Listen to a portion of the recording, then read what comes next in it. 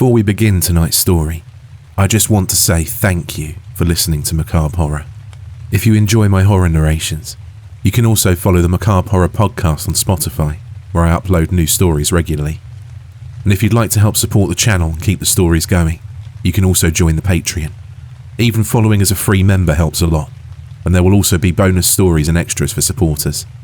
This will help you stay connected to the channel, regardless of what happens. Now, turn down the lights, get comfortable, and let's begin tonight's story. If people knew about this habit of mine, they'd probably deem me obsessive, paranoid, overly dramatic, etc. You get the point. See, the thing about me is that I absolutely need to, like I really need to, make sure everything is pitch perfect right before I fall asleep. To be truthful, I have no idea where this awful and obnoxious tendency of mine arose, but now I live with it as if it's an itch I can never alleviate. Every single goddamn night, word to God, I drive myself crazy checking to see if the doors are locked, if everything in the kitchen's turned off, if nothing's left open in the cabinets, so that the roaches accommodating my home won't crawl up on my damn cinnamon toast crunch. Last time, I found an entire farm of the bastards munching on my cereal. What makes this habit of mine dreadful is the fact that not only do I reassure myself of my house's safety once, not even twice, but sometimes 3 freaking times. 4 if I'm feeling really peevish. It's not even that I forget or anything like that. It's just that I think I forget. When I stroll back to lock my doors again, I know I'll find the locks just how I left them the first time. Secured, that is, even before I reach it. But anyway, it's always the doors I'm mostly concerned about. Home invasion ain't my biggest fear, but it's certainly up there next to clowns and being buried alive. Plus, I remember this one time when I was 15 or around there. It's hard to remember when you're too busy being a sloth and worrying about your pimples. Someone robbed my old house in the middle of the night. The next day, my family and I found some of our jewellery missing, and whoever broke in also took the family's computer in the living room. I wasn't even all that pissed off that some random jerk purloined most of our precious possessions. What really struck my nerve was the single thought that as I slept defenceless and vulnerable, a person could have watched over my body and soul and done whatever he or she desired. I could have died in my sleep without ever knowing that I was killed in the first place. Phew, that crap freaks me out. I guess some might qualify this event as the origin of my curse, but at this point, I stopped questioning it. Screw it, at least I don't have some other messed up habit. You'd be surprised at what people are turned on by. All these thoughts zoom through my head as I stand in front of my entrance door. My clammy hands enclose around the golden doorknob, locking it in place. I realise how creepy I must look, staring outside the window, my eyes glaring at the dozen houses in the tenebrous night. I shake my head and go to turn away. I can't wait to freaking sleep the moment my body lands on the bed.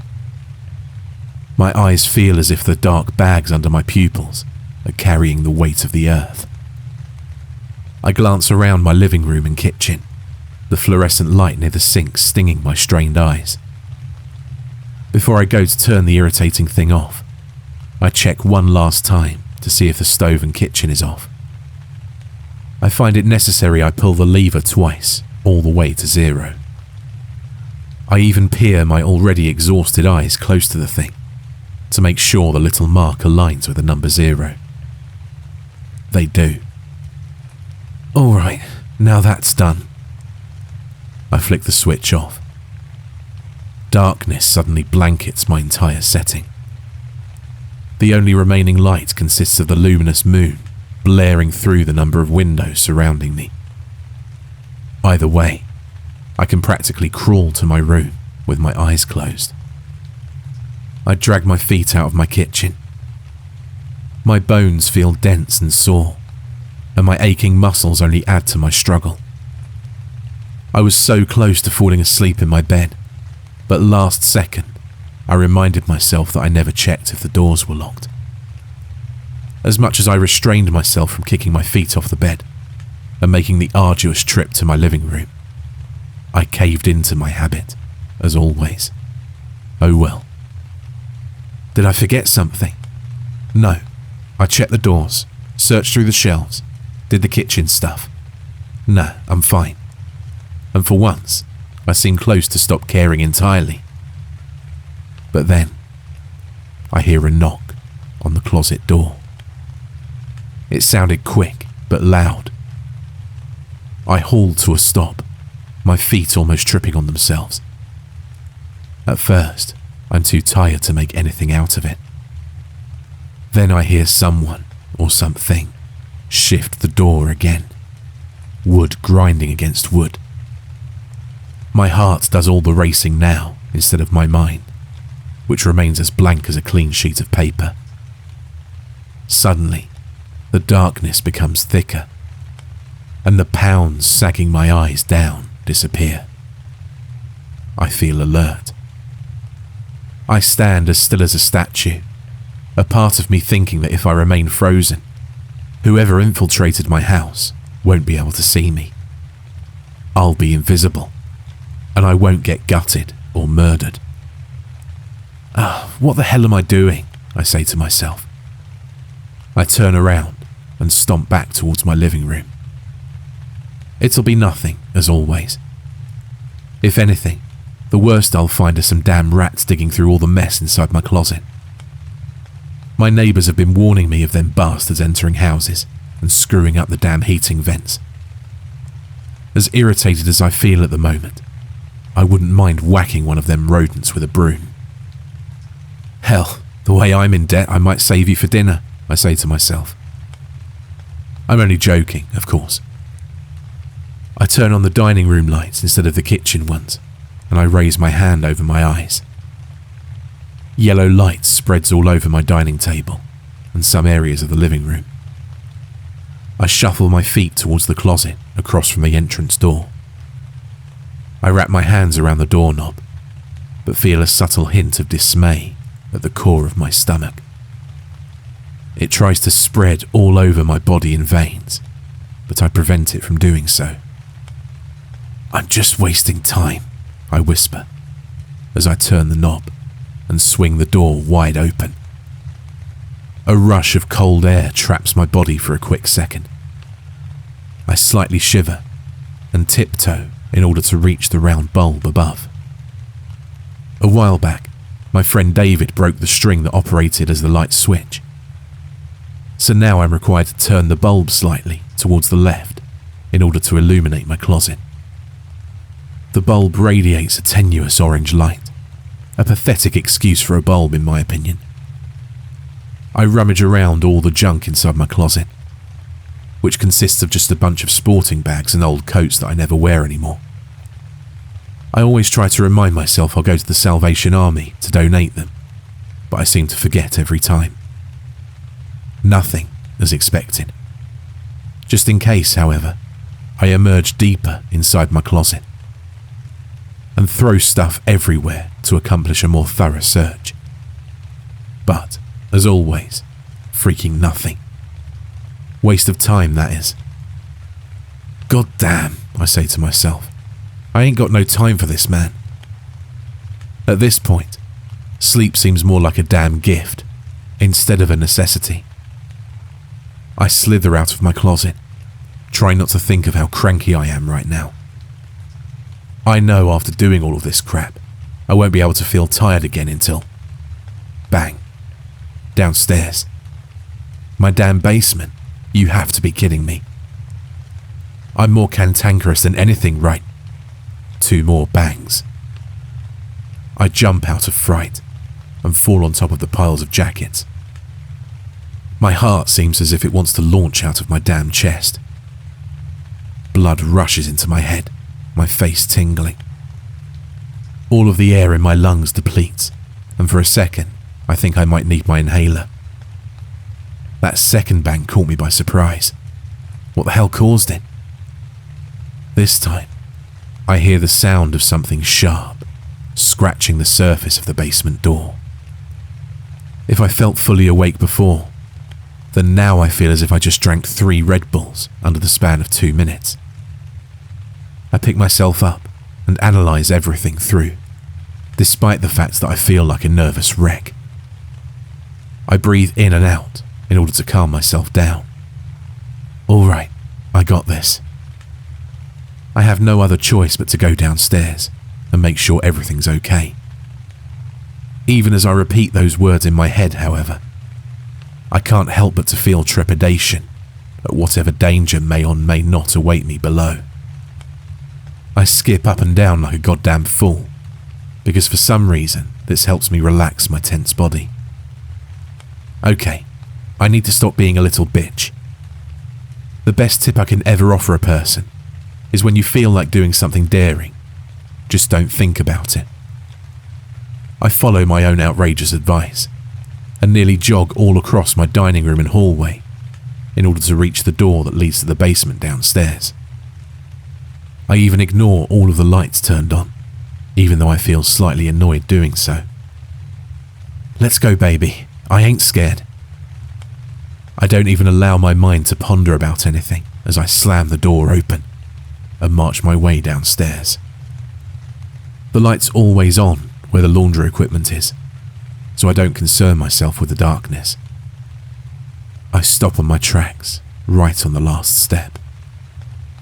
That ugly and unwanted horror takes hostage of my body and mind and makes me doubt my motives. Each breath I take only worsens my condition. It's the unknown that finally gets to me, and the fact that I stand alone. Both factors tag team me in order to cause my knees to shake. I slowly meander closer to my basement door. I see the poster of a golden heart shining amongst dozens of clouds in what appears to be a representation of heaven. My mother suggested I put it there on the door. That way, a more sanctified vibe fills the house, even when negativity attempts to sneak inside my home. Boy, I sure hope that poster protects me this time around. I don't allow for the enervating anticipation to kill me, so I just barge inside my basement in a single shot. I already wasted too much goddamn time, and sleep seems just like a dream at this point. Get it? Light from the laundry room pours inside, but it's not enough to investigate around. I feel around the walls until I find the damn switch and pull the lever upwards. At least my basement isn't as much of a disaster as my closet. I think I cleaned it with a bunch of my buddies last week, since we plan on playing beer pong here later this month. Thank God too, because this place used to smell like crap and cigarettes. I scan around with my eyes and find nothing worth noting. Everything seems untouched as well. I still spot some of my moving boxes clustered all around the carpet floor. I swerve through them as I make my way towards the closet, all the way on the other side. I slide the doors open and find nothing but dust and debris. That stuff gets all over my nose, and I feel the sudden urge to sneeze. Jesus, I gasp, as I prepare myself for all the buggers to spray out of my... But then, 3 taps. I don't sneeze. What the hell? I barely hear my own hollow voice. I stare at the exit door. I swear I heard it there. There's a peephole towards the top. That's my only option at this point. See, I say that to myself, yet my feet remain glued to the floor. Not even that, but my legs struggle to keep my weight up. Terror sinks its teeth deep into my nerves, poisoning my veins and arteries with venom. Just the single thought of peeking into that hole and finding some menacing bastard staring back at me with heartless and morbid eyes makes my mouth grow dry. Before I know it, I'm only a couple of feet away from the door. I hold my 2 fists close to my chest and take my time pacing closer to my final destination. I feel the floor want to hold my feet in place and keep me still forever. I feel as if thousands of invisible eyes from the walls around me are studying my every move and violating me with their mendacious looks. A yell is locked in my throat, but I don't allow it to escape my lips. All right, I'm in front. I made it this far. I reel my face close to the door and peer one eyeball inside the lens. For a moment, I think that a blade is going to shoot through the door and pierce through my skull. Why not, right?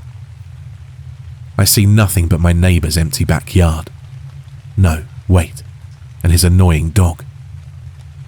The bastard always wakes me up in the middle of the night and barks at God knows what. Jesus, one day I wish to snap its little neck with my bare hands. Nothing. Why the hell do I stress myself? Maybe this is a sign that I should stop being so overly dramatic with the safety of my house. I mean, look where it brought me. Now I've lost at least half an hour worth of blissful sleep, and maybe even more since my nerves wish to keep me awake a bit longer. It stops now, I say to myself as I walk back upstairs. Crap, I left the lights on. I return to my dining room and turn off the lights. I then see that I left the closet lights on as well. Ugh, am I ever going to get to sleep? I go to turn off the last and final light and close my closet door. Finally. My entrance door taunts me. It almost appears to whisper, "You know you want to check me, baby." God damn it. I stand still, staring at it. Hell, I'll stop first thing tomorrow. One last time just for old time's sake, right? Besides, either way I'll find it locked. Both switches are unlocked. That terror in my stomach tremors and explodes. Thank you for listening to tonight's story. If you enjoyed it and would like to hear more horror narrations, you can follow Macabre Horror on Spotify, where I post new stories regularly. And if you'd like to help support the channel and keep these stories coming, you can join the Patreon. Free memberships are also available, and paid supporters also get access to bonus stories and other extras. All the links are in the description. Until next time, keep the lights low and the doors locked.